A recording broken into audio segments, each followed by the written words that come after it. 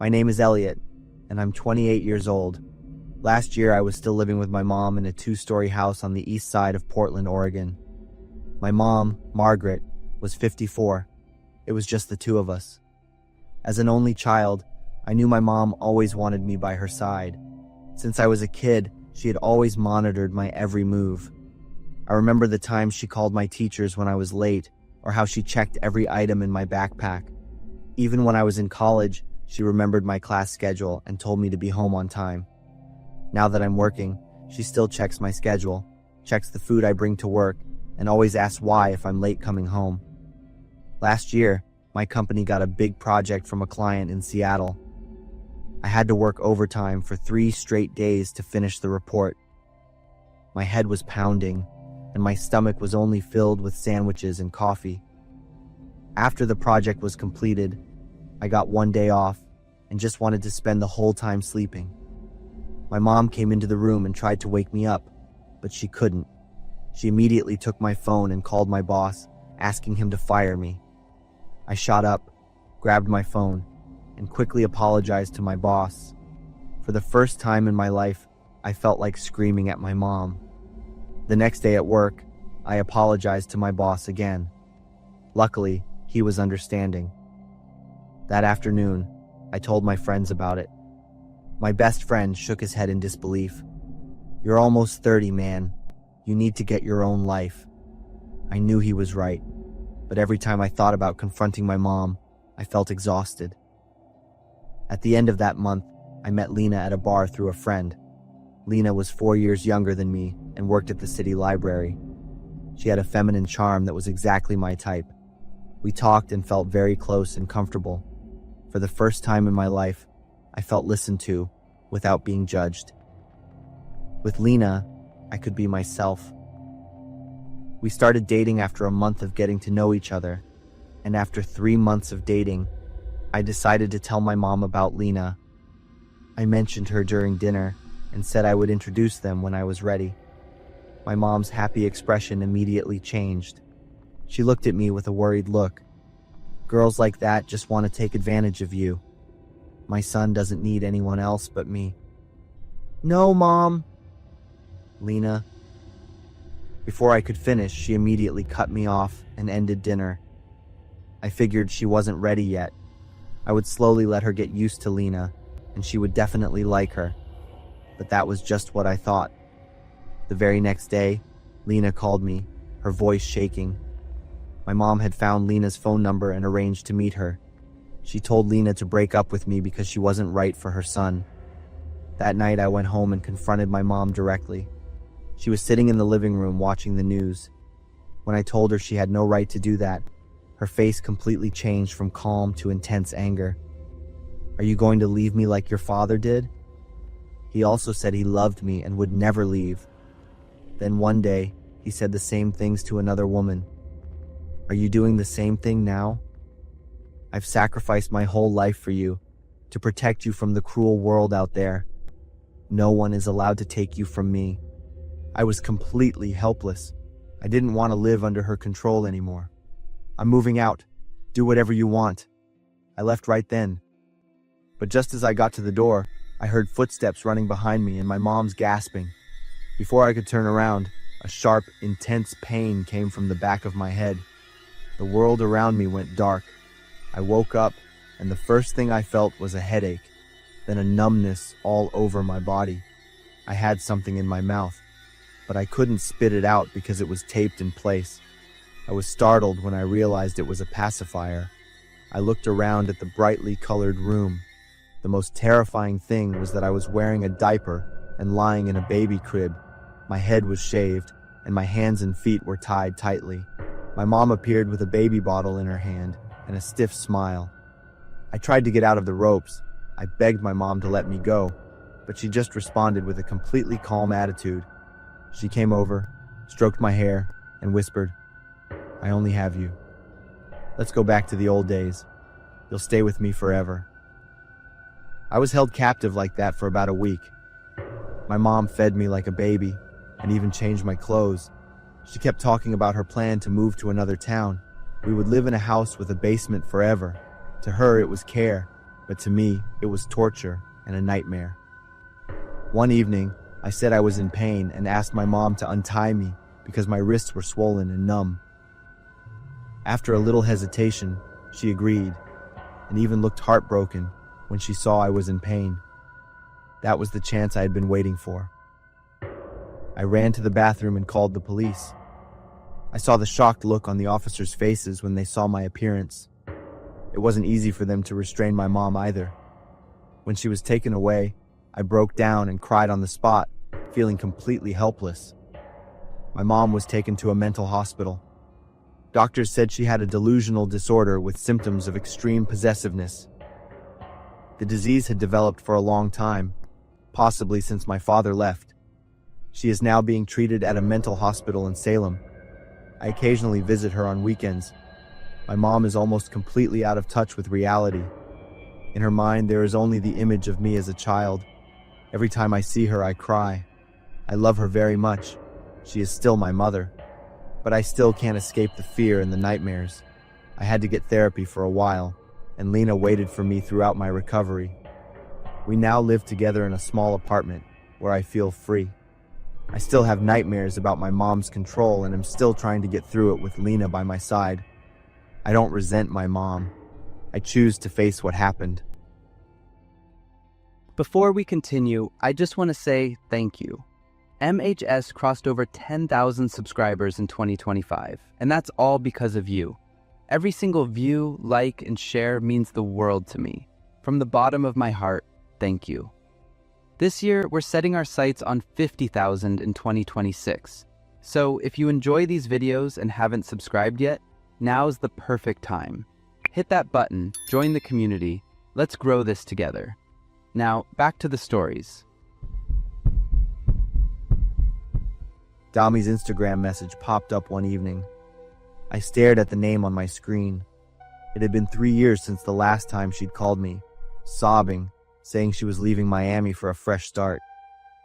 I miss you so much. Can we meet up? I immediately messaged Dami back.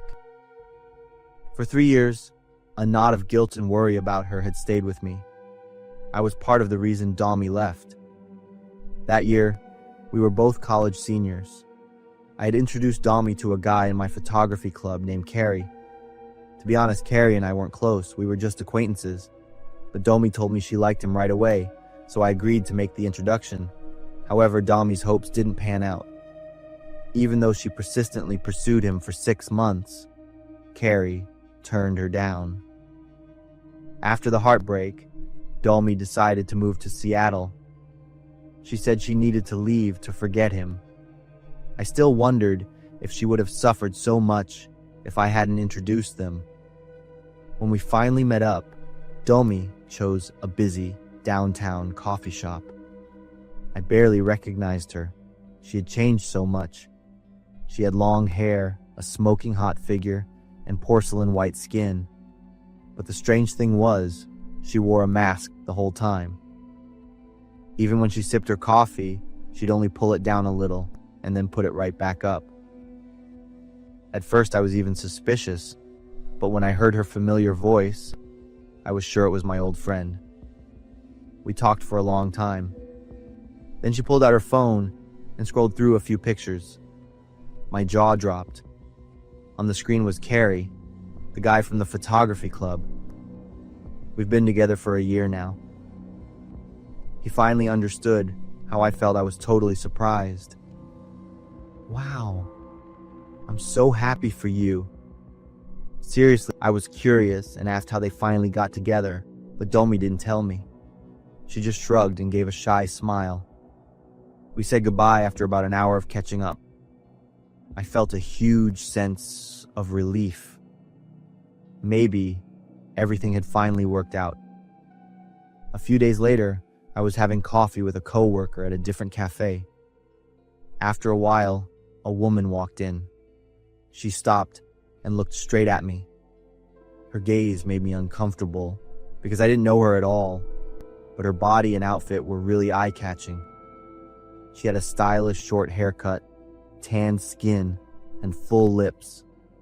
After staring at each other for a few seconds, she walked over to a table in the opposite corner of the shop. I noticed her handbag looked really familiar. I thought I had seen that bag. Domi was carrying it the other day, I was pretty sure. Soon after, a man brought over their drinks. They started talking, looking very flirty. But then my heart seemed to stop when I got a clear look at his face. Domi said they were dating, but he was here with someone else. And then they kissed. "What is it?" my coworker asked.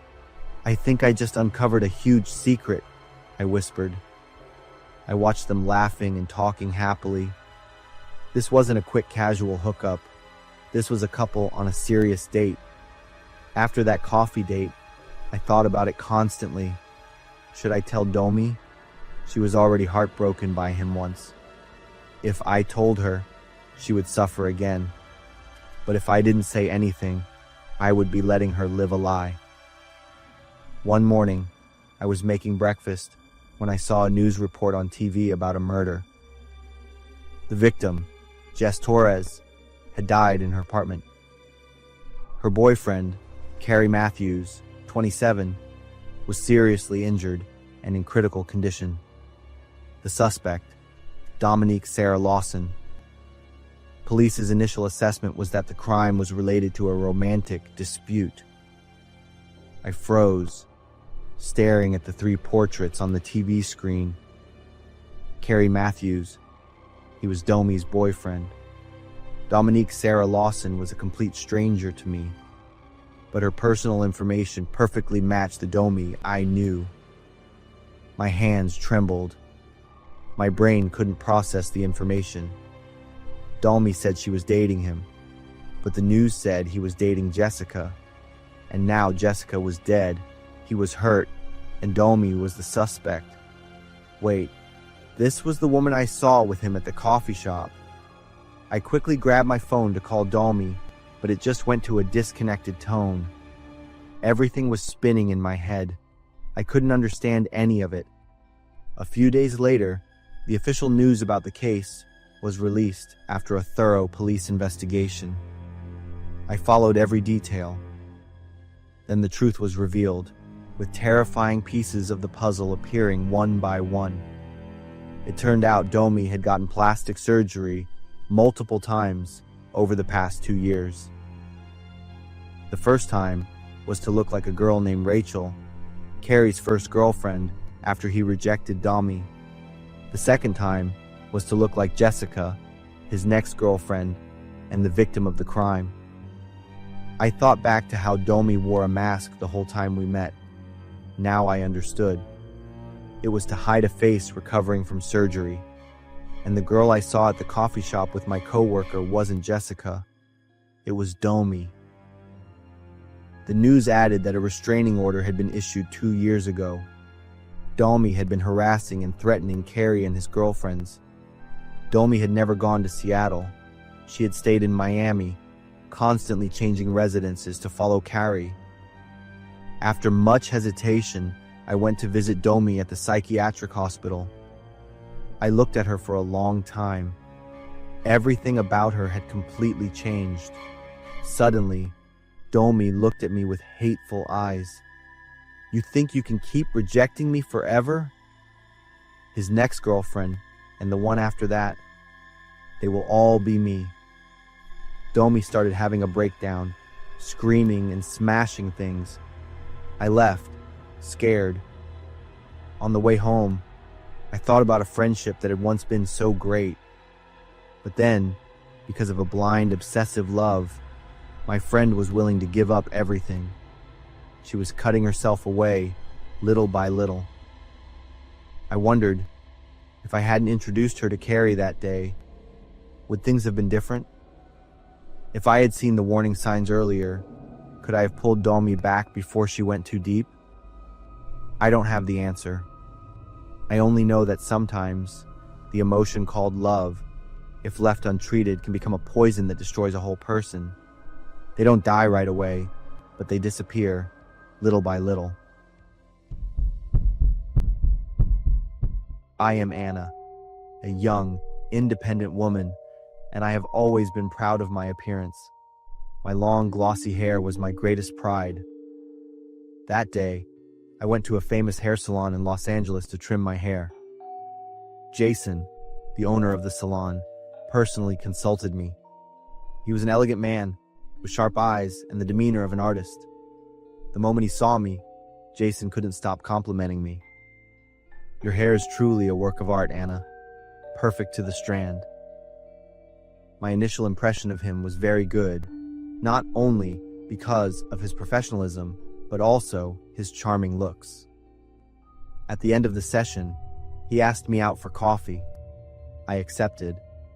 After that, I became a regular customer. The more time I spent with him, the more I was drawn to Jason's gentleness, professionalism, and charming looks. After a few months of conversation and using his salon services, we grew close, and I accepted to be his girlfriend. When we moved in together, Jason was very thoughtful and attentive. Except for one time, he unexpectedly called me Annie. I paused for a moment, but thought he might have called me by the wrong name. I let it go. Jason often cooked for me, but our tastes were completely different. Jason usually ate pungent and heavily spiced dishes. I tried to eat them out of respect for his effort. He was also proactive in cleaning and doing laundry, despite being very busy with his work at the salon. Once I saw him carefully collecting the hair from a brush. "What are you doing with that fallen hair?" "I want to keep everything that belongs to you." At the time, I found this action endearing, even artistic. I was touched, thinking Jason loved me deeply. I let it go. A short time later, my hair started falling out unusually. Initially, it was just a few strands, then it increased to the point where I cried every time I brushed my hair. Jason appeared extremely worried. He diligently encouraged me and bought expensive supplements, pre-dividing the doses into small boxes for me to take daily. But the condition did not improve. Every morning, looking in the mirror, I panicked because my scalp was becoming increasingly visible, red, raw, and patchy in spots. After a night of crying my eyes out, Jason gave me a wig. It was a perfect wig, dark brown, shoulder length, with a natural bounce that was hard to believe. I realized it was the wig most prominently displayed in the glass cabinet at his salon. He encouraged me, "Wear this for now to feel more confident. You will get better soon." I wasn't used to wigs, but because my appearance at the time was truly pathetic, I made an effort to wear it every time I went out. One day, I decided to stop by the salon to bring Jason lunch. As soon as I walked in, an employee exclaimed, "Oh my goodness, Anna! Did you just change your hairstyle? It's beautiful, you look exactly like Annie." I froze. I was embarrassed because I was wearing a wig, and the name made me pause. I asked who Annie was. The employee hesitated. "That was Jason's ex-girlfriend." "Oh, we shouldn't mention her anymore. She passed away." I left the salon, my heart heavy. A creepy premonition crept into my mind. Why did Jason give me a wig identical to the hair of his deceased girlfriend? Was he trying to turn me into a version of Annie? I didn't know how to confront this truth. That night, I was too tired and completely forgot to take the supplement pill Jason had prepared, and I truly thanked God for that forgetfulness. In the middle of the night, in a drowsy state, I felt Jason gently approaching. Then I jolted awake from a sharp pain transmitted from my scalp. I realized in horror that he was using tweezers to pull the hair from my head very slowly, meticulously. The sharp pain fully woke me up, but my body was frozen in shock. Jason's voice whispered in my ear. He was even counting the strands. 23765, 23766. I was truly shocked, my hands unconsciously clenching as I realized a terrifying truth. My hair wasn't falling out naturally. Jason was secretly taking it. A few seconds later, I sat up, panicked and angry, shouting, "What the hell are you doing?" Jason flinched but spoke softly. "My love, I'm just checking your hair. I need to make sure it's in the best condition." "You sick freak." I backed away, my heart pounding as if it would burst. "You don't understand. I just want to preserve your beauty forever." He moved closer. "You sick freak." I screamed in outrage as Jason approached me. "I do everything because I love you. You have to understand." I quickly grabbed the bedside lamp. "Don't come near me!" But he kept advancing. I screamed louder, then used all my strength to smash the lamp directly onto his head. Jason stumbled and fell. I grabbed my phone, rushed out of the room, and ran while calling the police. Behind me, his voice still echoed, "Anna, you come back here. I'm not done with you yet."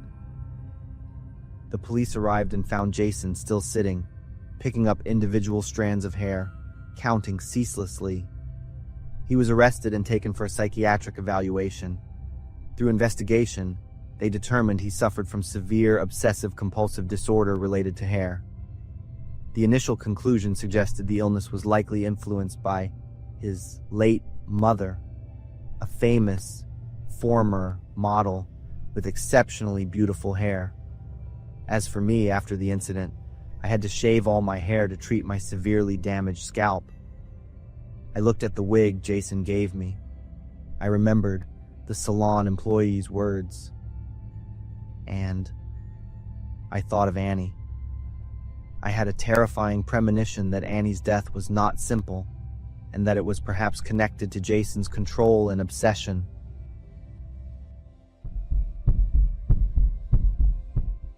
Being with my girlfriend for 10 years has really tested my patience. I'm Nathan. I'm 30 years old. I'd got a stable career, a good income, a house, and a car, and I'd been in a relationship with my beautiful girlfriend Alice for nearly 10 years. We've been living together for almost 5 years. Alice was not only beautiful, but also had a great job. On top of that, she could cook and takes great care of the home. Our life was peaceful and happy, but we hadn't planned to have a baby yet. Alice and I lived in a pretty spacious house. I thought everything would continue smoothly and happily until one day, a horrifying nightmare turned everything upside down. I was living in a nightmare for a whole month, to the point where I thought I was losing my mind.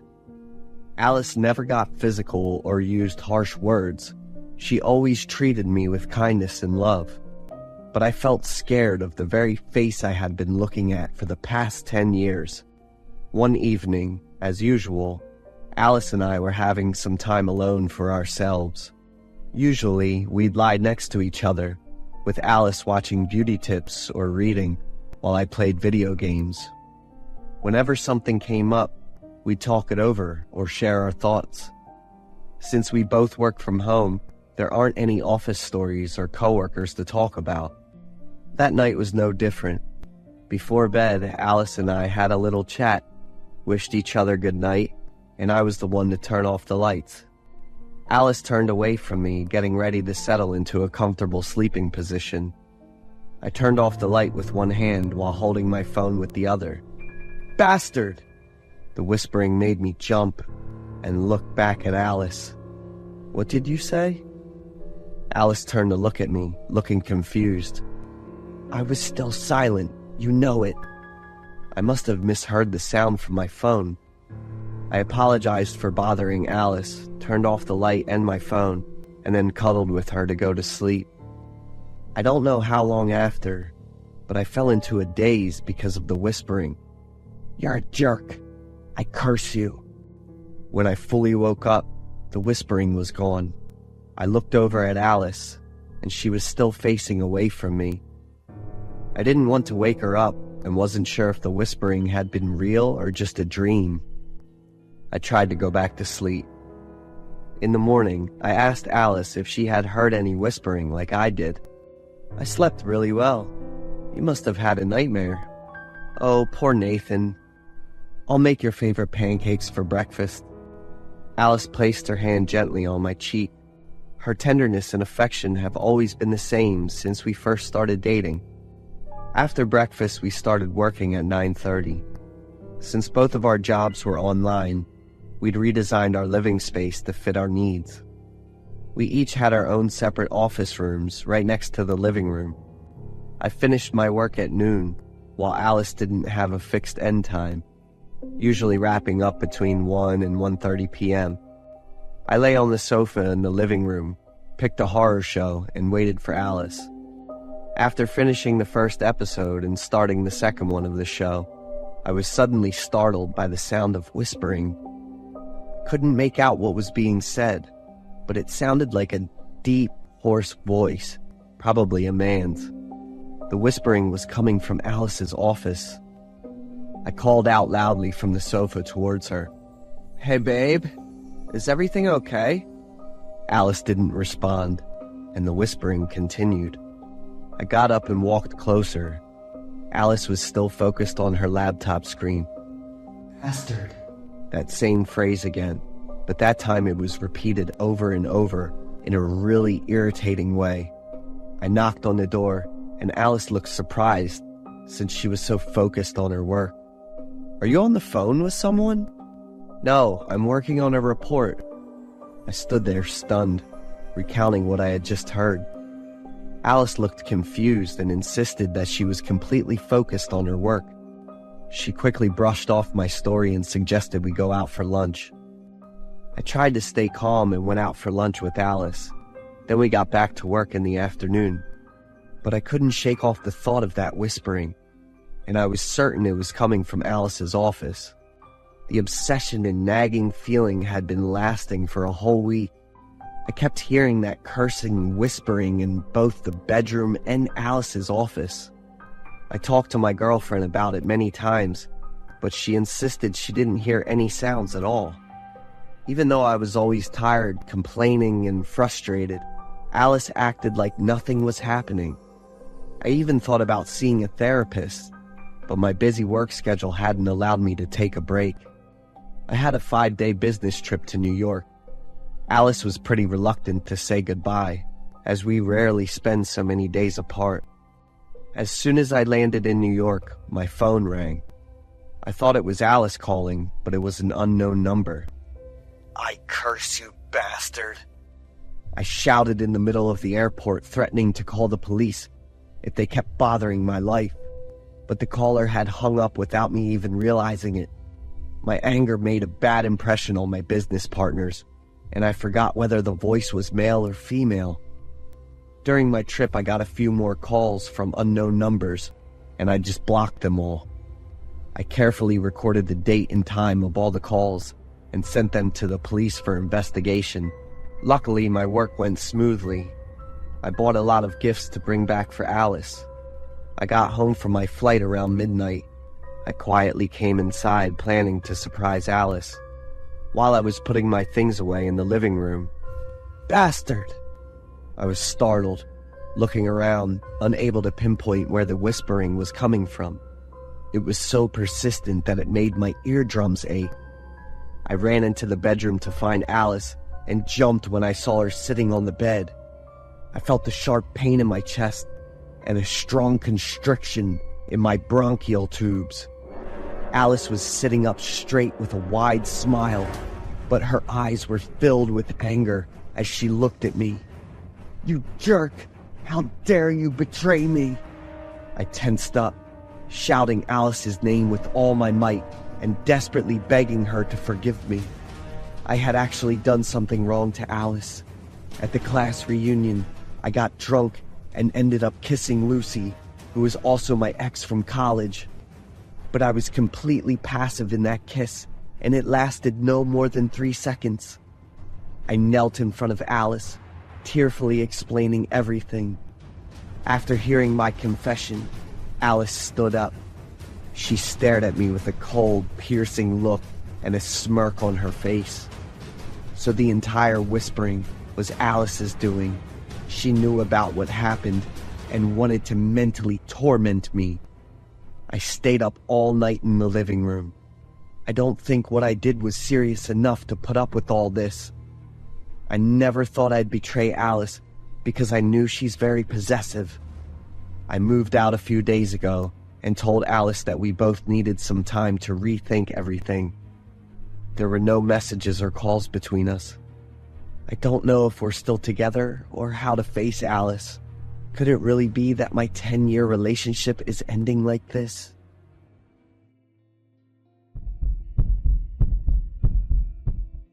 I'm Francis, 23 years old, living in a one-bedroom apartment on the outskirts of Boston, working at a software company with colleagues who mostly communicate through emails. I downloaded Tinder on a cold October night. Aliana's face appeared on the screen, lightly curled red-brown hair, eyes as green as emeralds, and a bright smile with perfect white teeth.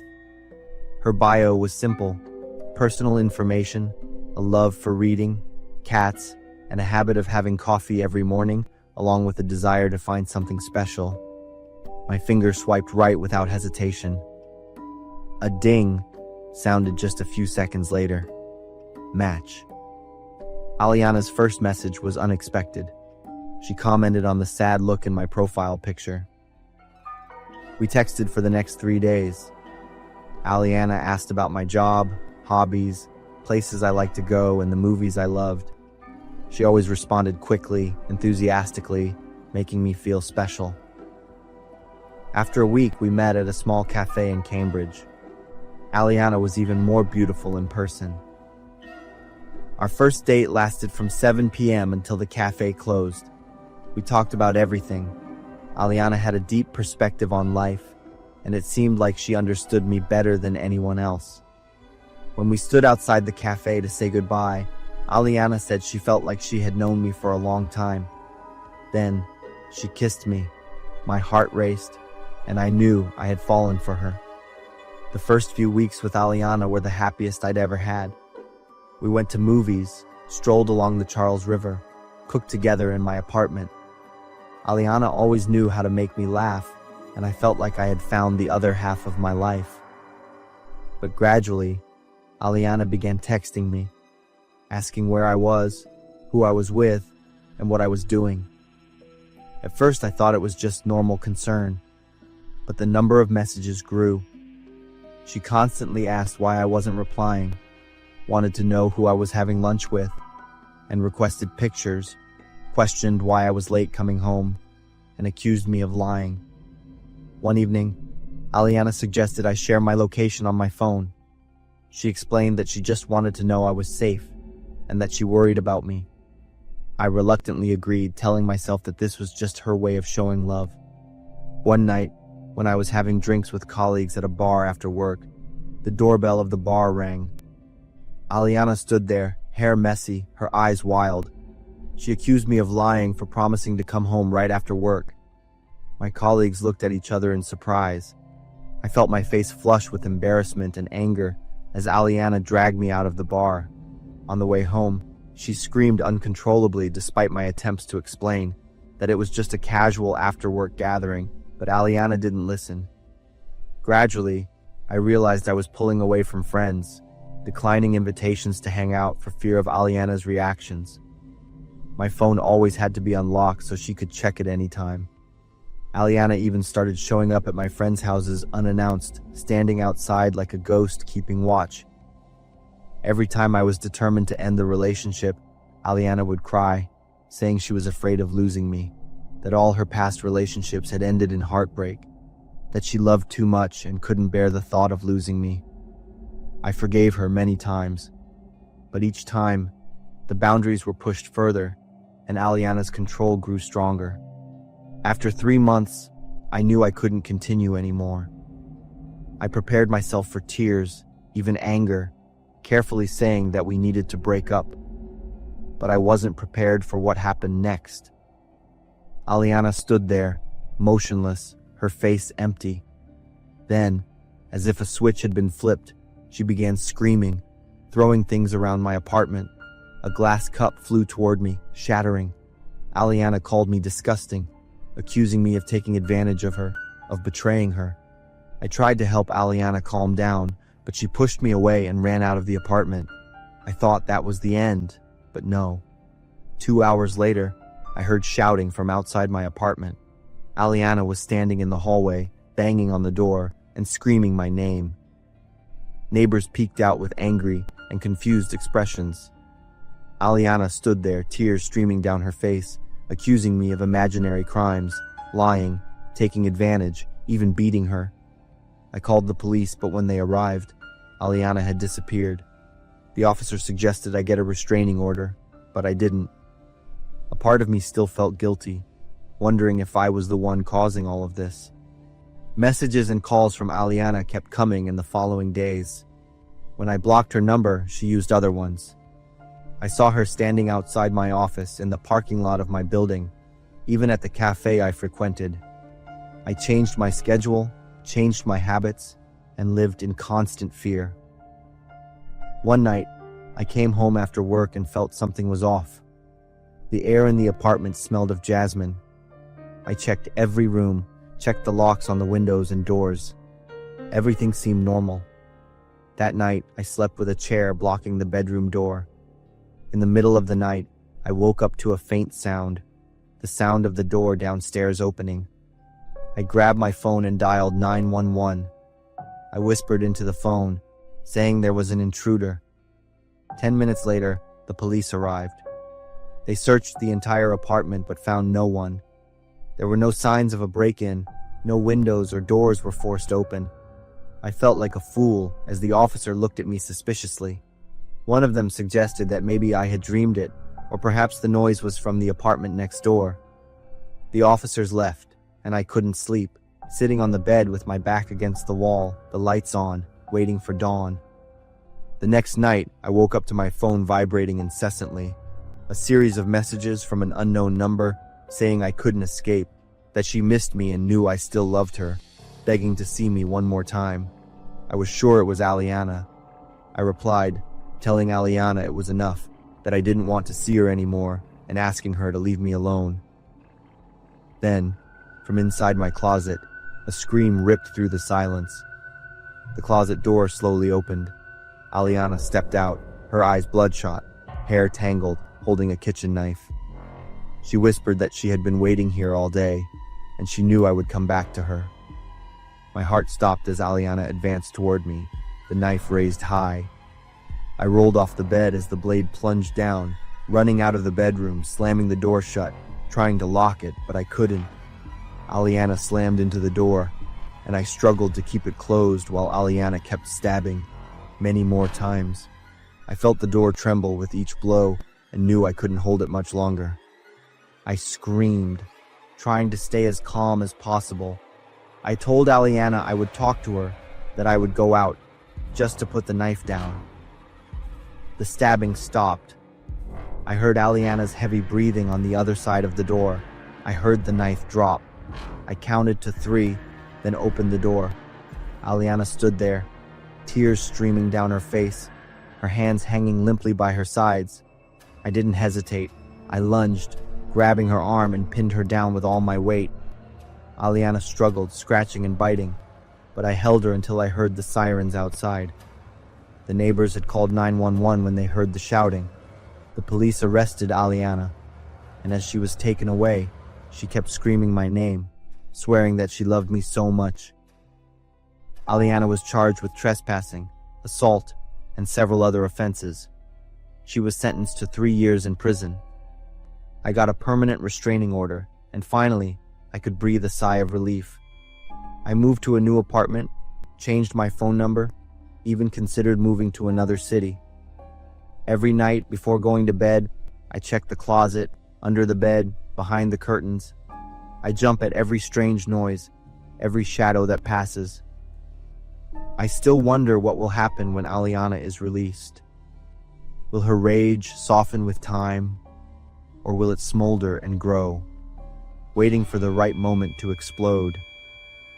I try to continue with my life, trying to date again, but Aliana's haunting presence still lingers in every new relationship. I see her in faces in crowds, hear her voice in calls, smell the jasmine scent everywhere.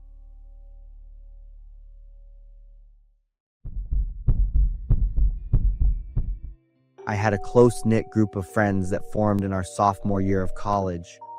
We rented an old apartment near campus and lived together. After graduation, even though we all got jobs and started our own lives, we kept up the habit of meeting regularly. We shared stories about our exhausting workdays, our broken relationships, and our upcoming plans. In the group, there was Mark. He was a year older than us, and everyone knew Mark had feelings for me. I didn't reject him, but I didn't return his affection either. I truly valued him as a person. Everything started changing last fall. Our get-togethers weren't as comfortable as before. Slowly, I realized I was being left out. My messages in the group chat were often ignored. Once, I accidentally saw photos of the whole group having a picnic on a friend's social media page, and no one had mentioned it to me. I called and asked about it, but I only got a flimsy excuse that it was a sudden, unplanned meeting. I kept wondering what had happened and when exactly I had been cut out of that inner circle of friends. Then something terrible happened. One of the guys in our group had a serious car accident on the freeway. He was rushed to the hospital in critical condition, and his face was severely injured, almost unrecognizable. I hurried to the hospital after Mark called to tell me the news, but the friends who had arrived earlier wouldn't let me visit him. I was genuinely shocked by how they treated me. I challenged them, asking why, but they all avoided the question. One of the girls walked up to me and looked at me very coldly. "None of us told you about the accident." "How did he know?" "It was him, wasn't it?" "You need to be careful. He is not simple." I didn't understand what she was implying, but the person she mentioned could only be Mark. Yet Mark had always been kind to everyone. The following months were the darkest time in my life. I lost my entire group of close friends, people I had considered family. My job was stressful, and I was incredibly stressed out. Only Mark stayed by my side, listening and caring for me. One winter evening, Mark came to my apartment and confessed his feelings. "I've always waited for this moment. I regret not telling you before and letting you start relationships with other people. Then you'd break up, only to start a new relationship. I was desperate. But I promised myself I would always be there whenever you needed me most. But now everyone else is gone, and it's time for me to say everything." I cried heavily. Honestly, I didn't love Mark in the way people usually talk about love, but I felt his sincerity, and because of him, I had gotten through the darkest time. So, I agreed to be Mark's girlfriend. We started dating. Mark continued to take care of me attentively. I got used to having him in my life. After almost a year, our lives were stable in a new city, and Mark proposed. I felt happy and lucky to have found such a good man. One afternoon, while I was tidying up Mark's bookshelf to prepare for us to move in together after the wedding, I accidentally knocked over a stack of old files. I bent down to pick them up and saw a blue notebook. Inside were notes in Mark's handwriting. The dates were clearly marked. The names of every friend in the group. Small, trivial stories had been recorded, analyzed, and turned into plans. I shuddered when I read the specific notes, culminating in the line, November 20th. Finally, that jerk knows when to shut up below. That was the detail of my friend's accident. Mark had known my friend's daily driving route. He had made an anonymous call to a truck driver, pretending to be from a logistics company and giving incorrect delivery timing information. He calculated the exact moment the two vehicles would meet on the freeway and indirectly caused an accident that looked random. I sank onto the floor. The room was spinning. So, the entire thing was part of his plan. I was like a puppet in a play, manipulated from start to finish.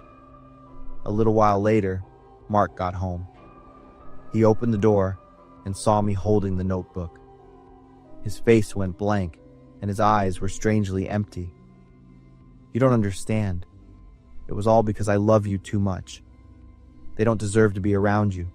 Only I truly understand you. This isn't love. This is sick. I love you. You aren't going to leave me, are you? We are done. Mark moved closer, but I quickly stood up and rushed toward the door.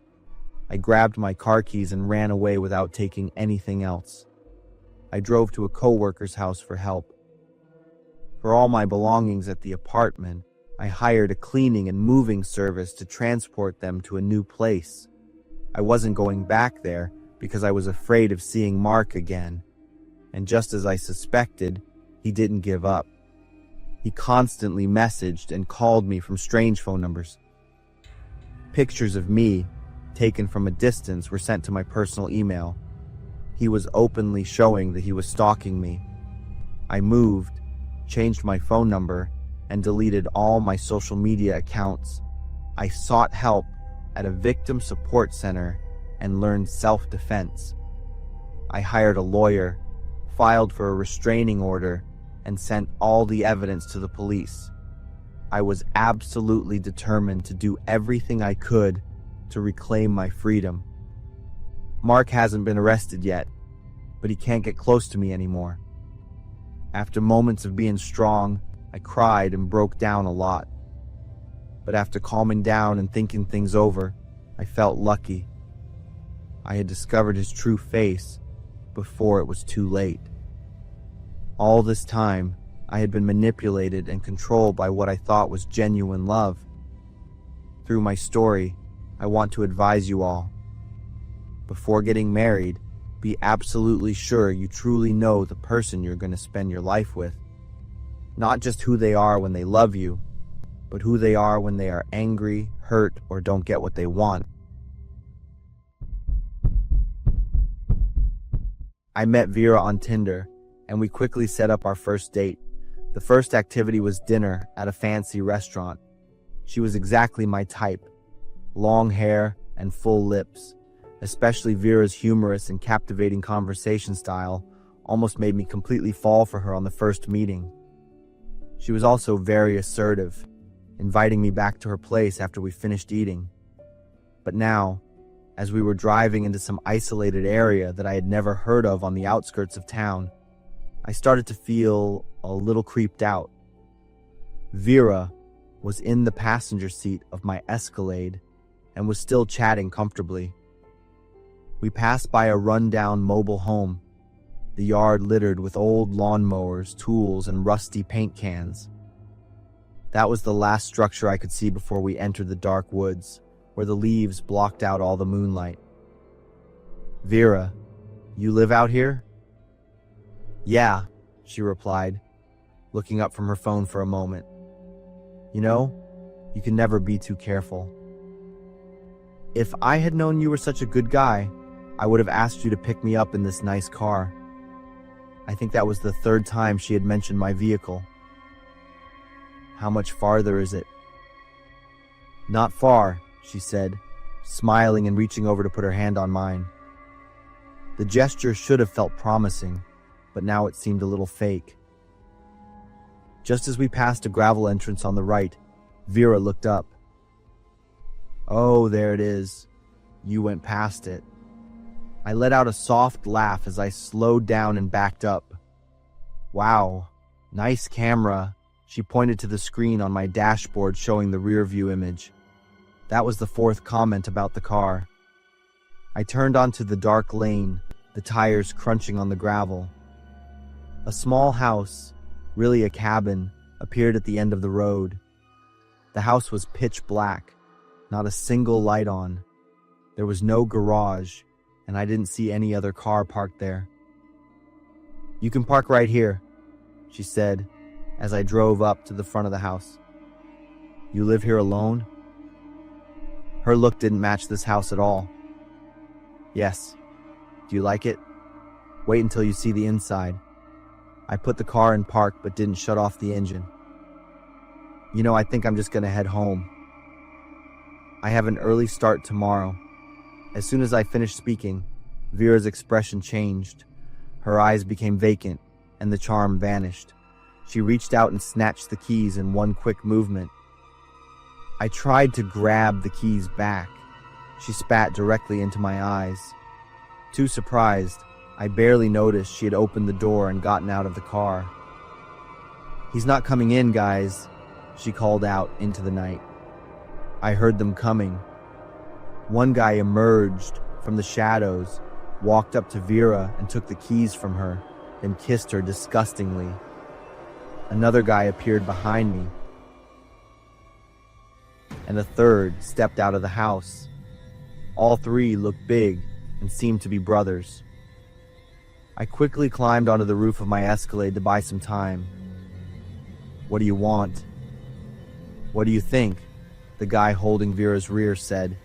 "We're taking your car and your money." "Then what?" The leader said. "This is just a vacation cabin. You don't know anything about us. Her name isn't even Vera." "Fine, just take the car and go." But the leader said it wasn't that simple. I had to go with them to an ATM and withdraw all my money.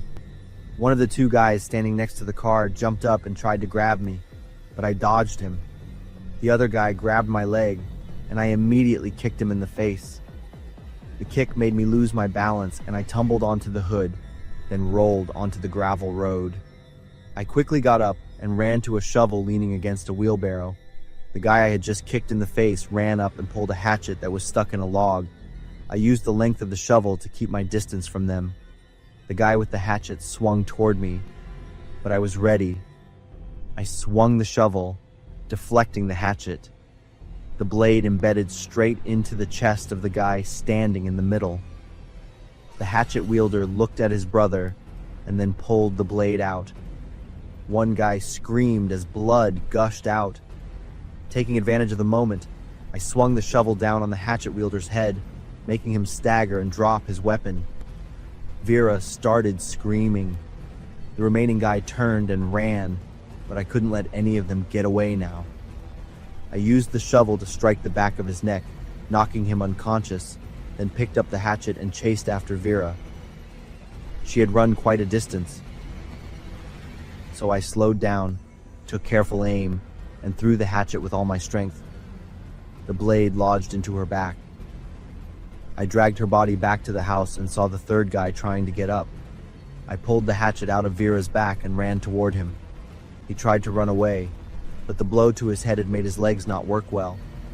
He stumbled in the woods. I slowly approached as he looked up at me, and I raised the hatchet. "Cole, are you okay?" Vera suddenly asked, and I realized I was back in the restaurant. "Oh, sorry. I was just thinking about work." I gave her my best smile. If only something interesting would happen for once. As that thought flashed through my mind, I felt a chill run down my spine. What did I just think? I looked at Vera sitting across from me, smiling at some story that I hadn't even heard clearly. She looked cute and harmless, a normal girl trying to enjoy a first date. But in my head, a moment ago, what just happened? A whole sequence of bloody, violent images had just flashed through my mind so vividly. I could feel the weight of the shovel in my hands, the sound of the hatchet embedding in flesh, the sense of exhilaration when... God, what's wrong with me, Cole? Are you really okay? Vera asked again, this time with genuine concern. Actually, no. I sighed. I think I should head home tonight. I'm sorry. Disappointment was clear on Vera's face, but she nodded. When I drove Vera home, I noticed she didn't mention the car at all, and only talked about college stories and the cats she had at home. But in my head, a part of me had already built a different scenario. I had turned her into a scammer. Maybe it was because of my past trauma, Did my mother leave my father for a richer man years ago? Was it because I spent my childhood watching my dad drink and complain that women only love money? That night I couldn't sleep. I kept thinking about the daydreams that were becoming clearer and more violent. I remembered every time I met a new girl, I would look for every sign, a question about my job, a glance at my watch, or anything to turn them into the bad guy in my mind. The next morning, I made an appointment with a psychologist. The doctor carefully took notes on what I shared. The fact that you recognize this and came here is a very important step, Cole. Psychological trauma, if left unaddressed, can lead to extremely serious consequences. I breathed a sigh of relief after the doctor's words, but I was also anxious. Vera texted me. She suggested a second date, but I didn't dare reply. I didn't know if I might hurt her. The treatment process will be very long, but at least I've started to recognize it and take action. I hope I can find my true self again. To feel like not everyone in the world is a bad person.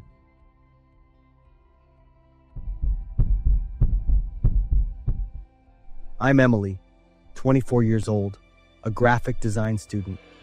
My life has always revolved around long classes, creative projects, and the monotony of a small town in Pennsylvania. I didn't think downloading Tinder on a free evening would lead to a series of events that terrified me to the point of never forgetting. Mike was one of the first people I swiped right on. He is 27 years old, tall, with dark brown hair and deep blue eyes. His photos were always taken in impressive places, at the top of mountains, on pristine beaches, and in a forest during the vibrant fall season. He must be a guy who loves nature and freedom. There was something about Mike that drew me in, a confidence and strength that radiated from every message he sent. We chatted for weeks, and I decided to meet him in person. From the very first moment, Mike displayed his charm, from the way he looked at me, smiled, and his subtle gestures. We started dating. Mike enjoyed quiet evenings and trips to remote locations that he deemed inspirational. He often drove a worn-out black pickup truck, but the engine roared like a wild beast. Every time I went with him, I could feel the difference between protection and control, between passion and intrusion. Those things made me both love and fear him. About 6 months later, things started to change. Mike became controlling, always wanting to know where I was, what I was doing, and who I was with. He was no longer the charming man who made my heart flutter, but became a dark shadow following my every step. The check-in questions about my day gradually turned into controlling messages and incessant calls. One time, he showed up outside the school library just because I hadn't replied to his message in 20 minutes. I began to feel suffocated, and within me, a growing emptiness started to expand. Then I met Tyler, a classmate with a cheerful personality and a lovely smile.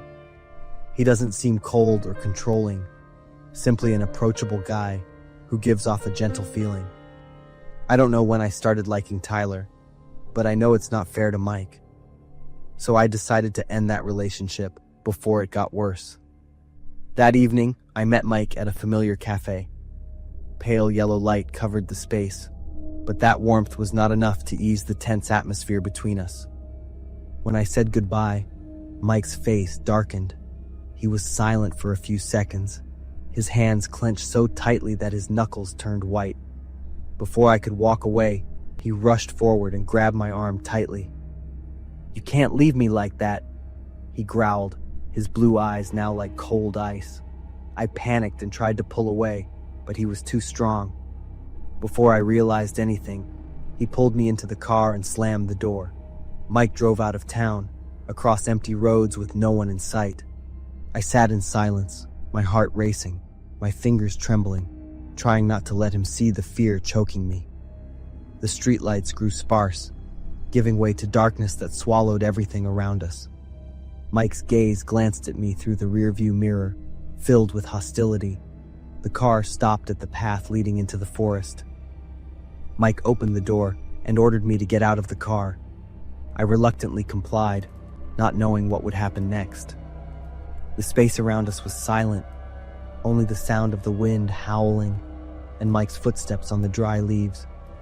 I felt the air around us freeze, my skin cold despite the beads of sweat pouring down. If I can't have you, then no one can. He hissed like a wild animal. I stepped back, my foot catching on an exposed tree root, and I fell flat to the ground. Mike stepped closer, his shadow stretching long under the dim moonlight. In a moment of desperation, I grabbed a nearby branch and threw it forcefully toward him. Mike was taken by surprise, hesitating for a moment, and I seized the opportunity to get up and run for my life.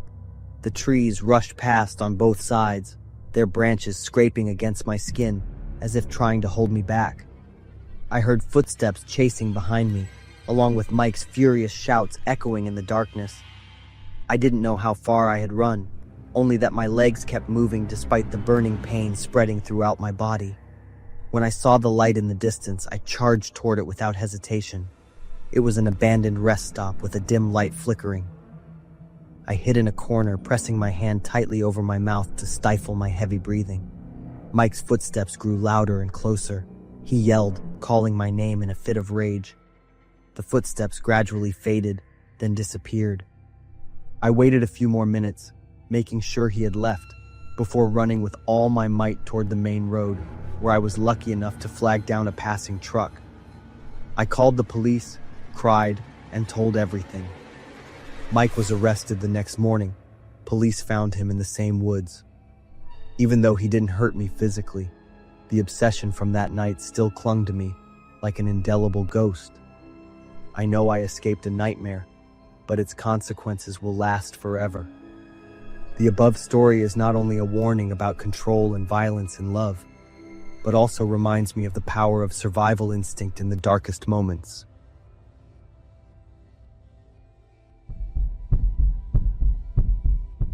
My name is Katie. I'm 30 years old and still enjoying the single life. I moved into an affordable apartment in Columbus, Ohio, over a year ago. I'd say I had the best neighbor anyone could ever ask for. Her name was Lisa. She worked the night shift and was rarely loud. Her small dog was also an initial concern, but I quickly found out it was just as quiet as its owner. Everything was peaceful. After a year there, I was so happy that I signed another lease, thinking everything would continue to be great. It was also around this time that Lisa told me she had found a boyfriend and was very happy. After that, I saw her less often. A month after I signed the second lease, things started to change significantly. There were loud arguments coming from Lisa's apartment. Her dog reacted to the noise just like I did.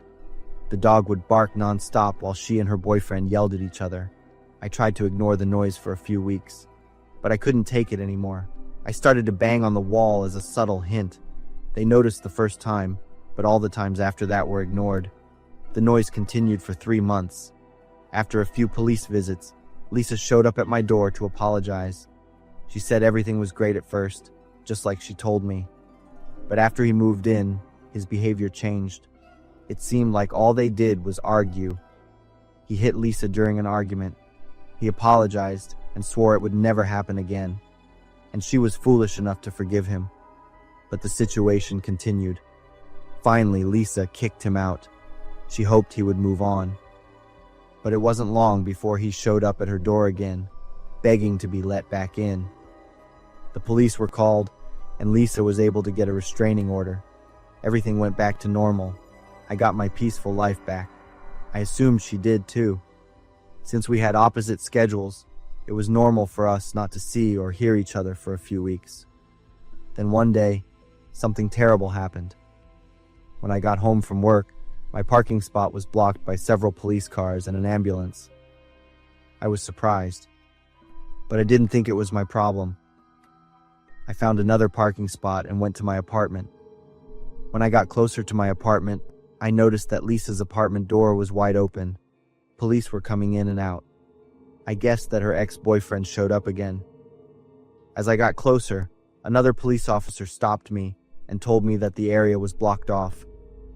I told him I lived in the building and asked what had happened. They couldn't tell me.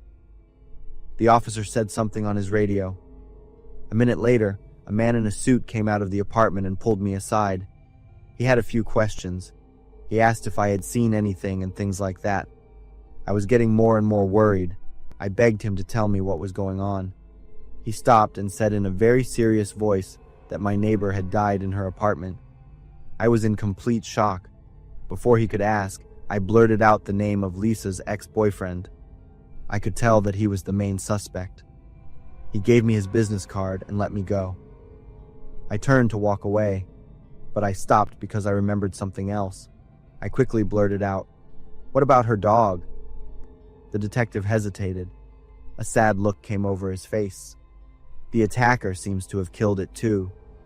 "I'm sorry," I mumbled a curse as I walked away. I even cried as I remembered the happy moments I had with Lisa and her dog. The next morning, I read the newspaper to find information about Lisa's case. The news report explained that Lisa was a week late on rent. The landlord called, but Lisa didn't answer.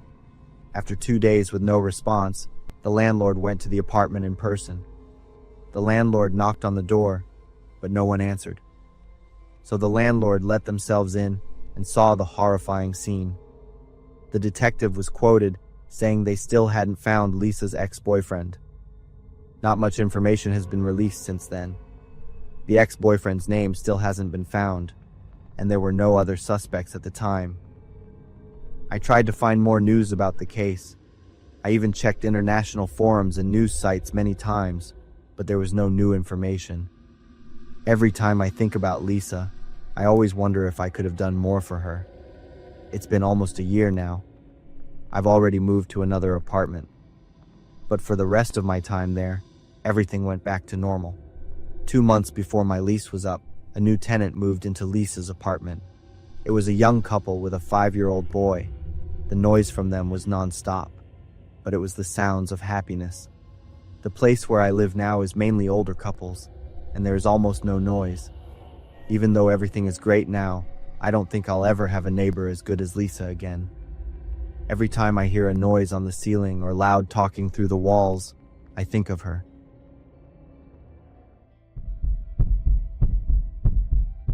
My name is Chasey. The story starts late last fall. It was a chilly weekend afternoon. I was raking fallen leaves in the backyard when I heard a knock at the door.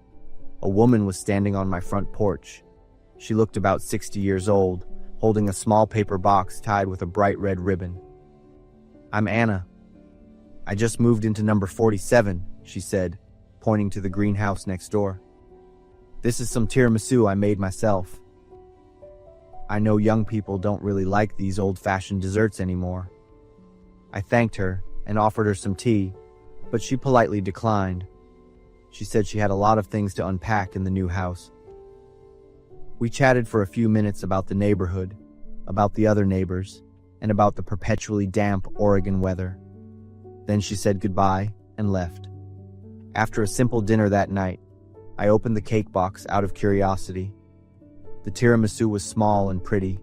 The cocoa powder dusting on top was dark brown, smooth, with a faint coffee aroma. I have a fierce love for tiramisu. I could eat it every day and never get tired of it. I took the first bite, and the flavor melted on my tongue. That taste was unlike any tiramisu I had ever eaten. It was intensely sweet, slightly bitter from the coffee, but there was also another strange, indescribable taste. The next morning, I tried to buy the dessert everywhere in and out of the neighborhood. I even drove for an hour to try famous bakeries I found online. I tasted dozens of different types of tiramisu, from those made with traditional recipes to modern variations. None had the flavor of Anna's cake. Finally, I decided I had to go over and ask Anna. She opened the door with a bright smile. She invited me in as she was brewing tea. The house was decorated in a classic style, full of old items that were carefully maintained. I sat on the sofa, feeling a strange stillness that enveloped the house. There was only the steady tick-tock of a clock. On the table next to the fireplace was a family photo frame. In the picture, a younger Anna stood next to a tall man and a brown-haired boy. The boy had a smile that made my heart suddenly pound. I felt like I had seen that face somewhere before. When Anna brought out the tea, I asked about the tiramisu recipe. Anna smiled, proudly stating, "It's homemade, my own special formula. If you like it, I can make you more. It's no trouble at all." I was both excited and constantly thanking her. We drank tea and talked. I asked about her family, and she said she was here alone. Finally, I couldn't hold back anymore and asked about the boy in the family photo. "That's Evan, my only son. He's working in Europe and hasn't been home in a long time. Work there is very busy, and he rarely has time to call. My husband passed away quite a while ago." Hearing the name Evan, that name had haunted me for years after I graduated from college. Rewind to my time at the University of Washington. We dated for about 6 months. In the beginning, Evan was sweet and thoughtful. He knew I was addicted to tiramisu and often bought it for me every weekend. But gradually, his love became an obsession. He called constantly, tracked me, and controlled my every activity.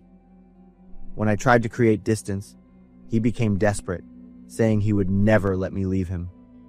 I finally had to cut him off completely, change my phone number, and even move to a different city after graduation. From the moment I heard the name, my demeanor became quite stiff. I quickly drank my tea and made an excuse to leave. Anna walked me to the door with a warm smile. I thought about it a lot. There are many people named Evan. It could just be a coincidence. But the boy's face in the photo slightly resembled my ex-boyfriend, Evan. The next day, a knock came at the door. This time, Anna brought a larger tiramisu, placed in a fancy cake box. She said she had experimented with a new recipe and wanted me to taste it. I accepted the box with mixed feelings and invited her in. She agreed. She asked about my job, my family, and my future plans. I shared everything naturally and comfortably. Anna also gave me advice and encouragement. When Anna left, I couldn't wait any longer. I ate the entire cake in one evening. The flavor was certainly different from the previous one. It was so delicious. In the following days, Anna and I continued to develop a normal relationship. The frequency with which she gave me cake also increased. I gradually felt like I was addicted to Anna's warmth and the taste of her cake. I was still troubled about her son, but it was really hard to bring it up. Finally, I suddenly remembered how to call Josh, a close college friend who now lives in Seattle. Josh was surprised to hear me ask about Evan. He said Evan had died 3 years ago from cancer. Josh said he'd only heard it through another friend, but was very sure of the information. I hung up the phone in shock. Evan died 3 years ago. Although he had haunted me, I was truly shocked by this news. Anna said her son was working in Europe. Maybe the Evan we were talking about was the same person, but maybe not. I decided I would find an opportunity to clarify things with Anna. In the following weeks, Anna still regularly brought tiramisu over. Then one evening, as I was sitting in the kitchen eating the latest tiramisu, I heard a voice from the other side of the wall separating our two houses. I listened curiously. Anna's voice sounded very tender. "Mom did exactly what you whispered as your sacred last wish. Your ashes have been mixed into the baking ingredients. You were right. She would never refuse this dessert. She will be with you forever." I was stunned. What was she saying? Had I been eating Evan for the past 2 months? Evan was living inside me, becoming a part of my flesh and blood. That was exactly what he had wanted most before closing his eyes. Evan knew that I could never refuse my favorite dessert. Now we would never have to be apart again. Evan had succeeded in being with me forever. The fork in my hand dropped to the floor. I fell onto the ground, covering my head with my hands, my mouth open but no sound coming out. A scream was stuck in my throat. I hugged my stomach, my mind echoing only one question. How much have I eaten? How much of him is inside me? I rushed to the bathroom, my stomach turning upside down. I vomited something thick and brown, with that familiar sweet and bitter taste. Tiramisu. At this moment, I just wanted to rip my guts out of my body. Right then, I heard a familiar whisper echoing in my head, as if Evan was talking from inside my body. I told you, you can't leave me. I couldn't stand it anymore. I jumped up and rushed to Anna's house immediately. My whole body was shaking with the questions in my mind. What did you do? Are you crazy? Why did you treat me like this? I intended to scream them in Anna's face, but then I froze. Through the slightly open window, I saw Anna, tightly hugging Evan's photo and sobbing uncontrollably. I thought I would bang on the door and scream, curse, and demand answers. But when I saw her face and Evan's picture, I couldn't confront her. My steps retreated slowly. I stood motionless for a very long time, staring at Anna without looking away. She wasn't just crazy. She was a mother who lost her son and lost her mind. Then I looked down at Evan's photo. A jumble of emotions flooded me, but above all was fear and disgust for what he and his mother had done to me. I let out a loud cry. Anna looked up at me with a startled look. We stared at each other for a few seconds before I ran away from that haunted place. I packed up everything in a panic, not knowing what I took with me, and immediately left the house like I was being chased by a ghost. The next day, I went to the hospital for a checkup. I asked the doctor to perform a gastric lavage, to use every method to make sure my digestive tract was as clean as possible. Now, every time I see a tiramisu, my throat tightens with the thought that Evan is still inside me forever.